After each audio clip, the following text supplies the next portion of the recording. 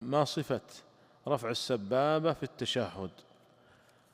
القول الراجح في هذه المسألة هو رفع أصبع السبابة من أول التشهد إلى آخره، سواء كان التشهد الأول أو الأخير، مع حنيه قليلا هكذا، ويحركه عند ذكر اسم الله.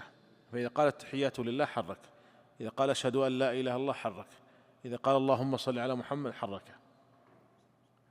هذا هو أرجح ما قيل في هذه المسألة، أن يرفع السبابة من أول التشهد إلى آخره مع حنائه قليلا، يعني لا ينصبه هكذا وإنما يحنيه قليلا، وتحريكه عند ذكر اسم الله.